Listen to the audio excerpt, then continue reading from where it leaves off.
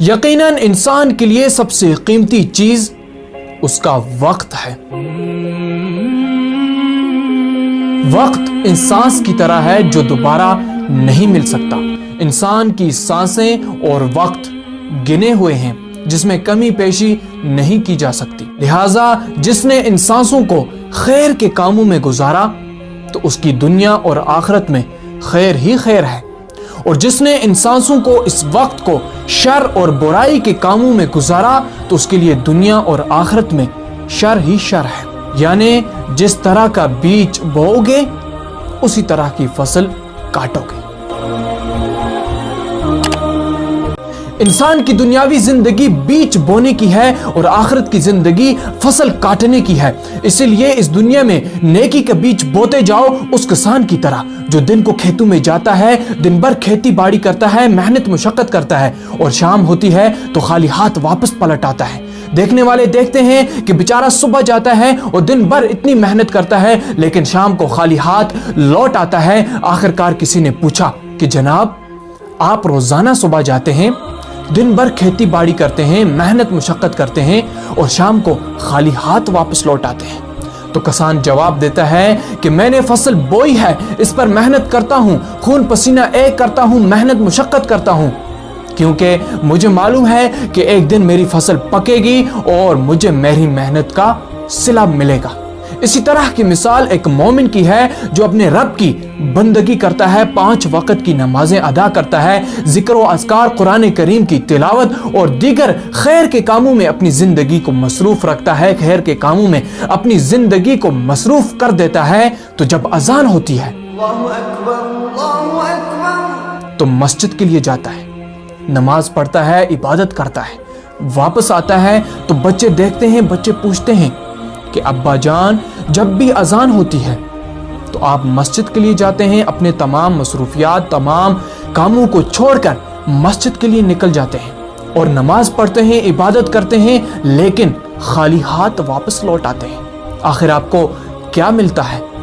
تو ابا جی کا جواب وہی ہوتا ہے جو اس کسان کا تھا کہ بیٹا یہ دنیا داری عمل ہے، یہاں جس نے جیسا عمل کیا آخرت میں اس کو ویسی ہی جزا ملے گی۔ آج ہم عبادت کرتے ہیں، اپنے رب کی بندگی اور اس کی رضا کے لیے اپنی زندگی، اپنے وقت کو مصروف کرتے ہیں، تو ایک دن آئے گا جب ہمیں اس کی بہترین جزا دی جائے گی، جب ہمیں اس کا بہترین بدلہ دیا جائے گا۔ یہاں جو نیکی کے حصول میں تھکے گا وہ آخرت میں آرام پائے گا، یعنی کہ یہاں جو نیکی کرتے ہوئے تھکے گا آخرت میں وہ آرام پائے گا۔ ایسے ہی کسی عربی شاعر نے کہا ہے تعب الانسان فی صغرہ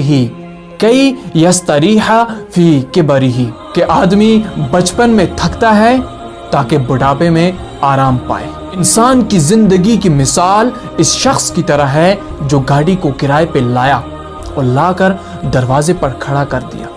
اپنے ضروریات کے لیے نہیں نکالا، نہ ہی کوئی سفر طے کیا، نہ ہی اپنا کوئی کام کیا، اور آخرکار اس گاڑی کا کرایہ ختم ہو جائے گا، یعنی کہ اس کا وقت ختم ہو جائے گا تو وہ شخص اس گاڑی کو لوٹا دے گا۔ تو ایسے شخص کو کوئی بھی سمجھدار نہیں کہے گا۔ جس شخص نے اپنے وقت کو لایانہ اور بے مقصد کاموں میں گزار دیا، لایانہ اور بیکار کاموں میں گزار دیا، اپنے وقت سے بھرپور فائدہ نہ اٹھایا، اللہ کی اطاعت اور فرما برداری میں نہ گزارا، تو اس نے اللہ کے دیے ہوئے وقت کو ضائع کر لیا جو دوبارہ نہیں مل سکتا، بلکہ فضولیات میں وقت گزارنا تو ایسا ہے کہ جیسے اسے وقت دیا ہی نہیں تھا۔ تو ایسے ہی لوگوں سے اللہ تعالیٰ قیامت کے دن پوچھیں گے، ان لوگوں سے جن لوگوں نے دنیا میں اپنے وقت کو ضائع کیا ہوگا، تو اللہ تعالیٰ پوچھیں گے قال کم لبثتم فی الارض عدد سنین، کہ اللہ تعالیٰ دریافت فرمائیں گے کہ تم لوگ دنیا میں کتنے، یعنی کہ زمین پر کتنے برس تک رہے؟ تو وہ لوگ جواب دیں گے جن لوگوں نے اپنے وقت کو ضائع کیا ہوگا، وہ کہیں گے قالوا لبثنا یوما او بعد یوم،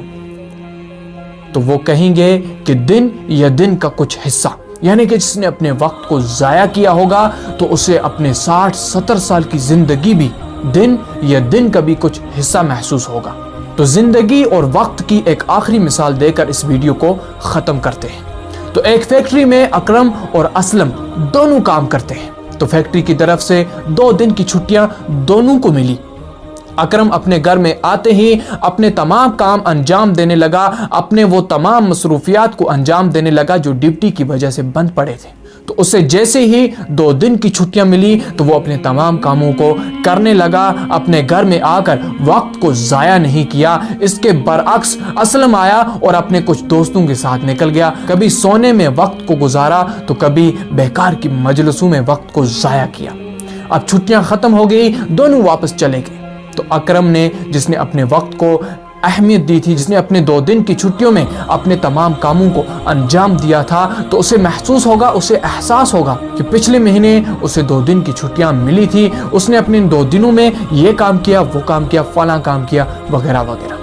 اور اس کے برعکس اسلم نے ان 2 دنوں کو ضائع کیا تھا، تو اسے احساس ہوگا، اسے معلوم ہی نہیں ہوگا، اسے لگے گا کہ اسے چھٹیاں ملی ہی نہیں۔ اسی طرح جس شخص نے اپنی زندگی کو بامقصد گزارا، اللہ تعالیٰ کی عبادت کے لیے گزارا، اپنے وقت کو ضائع نہیں کیا، تو اصلی زندگی اسی کی زندگی ہے۔ تو زندگی اور وقت، اس کے متعلق بہت ساری باتیں ہیں کہ اللہ تعالیٰ وقت کے متعلق کیا فرماتے ہیں، پیارے نبی صلی اللہ علیہ وسلم کی احادیث کیا ہیں، صحابہ اکرام رضوان اللہ علیہم اجمعین وقت کے متعلق کیا کہتے ہیں، سلف الصالحین کیا کہتے ہیں، اس سب پر ہم ویڈیوز بنائیں گے، آپ سب کو اس کی اپڈیٹ ملتی رہے گی۔ آپ کو کیا کرنا ہے، چینل کو سبسکرائب کر کے رکھنا ہے تاکہ جو بھی ویڈیو ہم اپلوڈ کریں سب سے پہلے آپ کے پاس پہنچے۔ تو آج کا ویڈیو یہاں پر ہی ختم کرتے ہیں، ملتے ہیں کسی نئے ویڈیو میں، تب تک کے لیے اللہ حافظ۔